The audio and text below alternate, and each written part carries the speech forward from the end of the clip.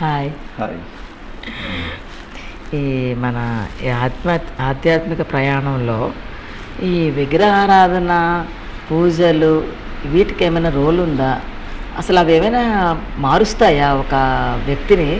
అంటే పై స్థాయికి, ఉన్నత స్థాయికి తీసుకెళ్తాయా? మనిషిలో మంచి మార్పులు రావడము అటువంటివి ఏమైనా జరుగుతాయా? ఎందుకంటే దానికే ఎక్కువ వాల్యూ ఇస్తుంది సొసైటీ అంతా, irrespective of the place. Even ఇప్పుడు ఫారెన్ కంట్రీస్లో కూడా ఇవన్నీ ఎక్కువైపోయాయి. చాలా అసలు వాళ్ళ పద్ధతి వేరే అయినప్పటికీ, అంటే మన ఇండియన్స్ అంటే ఇదే ఎక్కువ అవుతుంది కదా. మరి ఇది ఎంతవరకు దీన్ని ఫలితం ఉంటుంది మనిషికి? అంటే మళ్ళీ జన్మలు తగ్గించడం అనో, లేకపోతే హాయిగా ఉండడానికి ఎంతవరకు ఇది పనికి వస్తుంది? ఇప్పుడు నవవిధి భక్తి సూత్రాలని ఉంటాయి. హయ్యెస్ట్ ఏంటి? ఆత్మనివేదన. వైర్ లెవెల్లో ఐడియల్ వర్షిప్ ఉంటుంది, కాన్సన్ట్రేషన్ పెరుగుతుంది. చిన్నపిల్లలకి ఆ కాన్సెప్ట్ ఆఫ్ గాడ్ అర్థం అవుతుంది. సో వాళ్ళకి ఏంటంటే ఈ ఋషుల్ని, తపస్సు చేసే వాళ్ళని ఒక రెస్పెక్ట్ఫుల్గా పెట్టుకునేదానికి చాలా ఉపయోగం, నో డౌట్ అబౌట్ ఇట్. అయితే ఈ ఎల్కేజీలో మనకి అప్పుడు అవన్నీ మెల్లమెల్లగా ఇవన్నీ హయ్యర్ ఫీల్డ్కి తీసుకెళ్తాయి. అదేంటి అంటే ద్వైత ప్రపంచం ఇది. ఈ ద్వైతం నుంచి అద్వైతం అనేది అర్థమవుతుంది. ఇప్పుడు ఏంటంటే నేను ఉన్నాను అనుకునే పేరెంట్స్ ఉన్నారు, గురువులు ఉన్నారు, అన్నీ ఉన్నారు, ప్రపంచం ఉంది. ఇదంతా ద్వైతం అన్నమాట.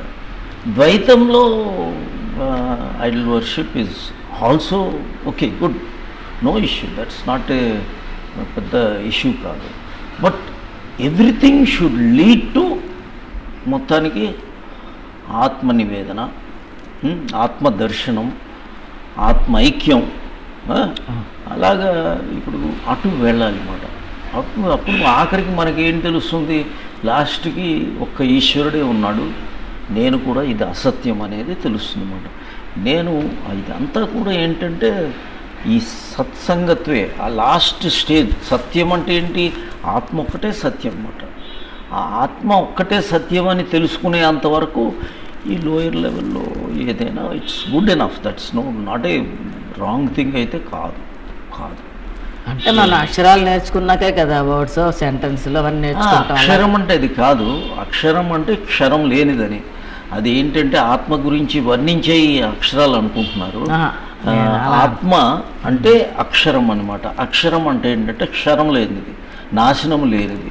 ఆ నాశనం లేని దానికి మెల్లమెల్లగా ఏం చేశారంటే ఆ అక్షరాలతో ఒక్కొక్క దేశంలో ఒక్కొక్క అక్షరం, ఎన్నో లాంగ్వేజెస్ ఉంటాయి. ఈ లాంగ్వేజెస్ ద్వారా ఆత్మని వర్ణించడం మొదలుపెట్టారు. కానీ ఆత్మని చూడటం అనేది జరిగింది. It's an experiential statement. So ఇక్కడ ఎవ్రీథింగ్ ఈజ్ ఓకే. నా ఉద్దేశం ఏంటంటే ప్రతి వాళ్ళది. అందుకే అయితే అల్టిమేట్గా మన లయయోగం వైపు వెళ్ళాలి. అప్పుడు మనసుని ప్యూరిఫై చేసేదానికి చాలా ఎక్కువ ఉపయోగపడుతుంది. అదర్వైజ్ ఇది ఇక్కడే ఉంటారు. టైం ఉండిన తర్వాత మనం మెల్లమెల్లగా ధ్యాన పద్ధతుల్లోకి ప్రాపర్గా యూటిలైజ్ చేసుకోవాలి. ధ్యాన పద్ధతులు, సమాధి, తర్వాత అద్వైతం, అలా మెల్లమెల్లగా వెళ్ళడానికి ఇవన్నీ స్టెప్స్ మాత్రమే. God bless you.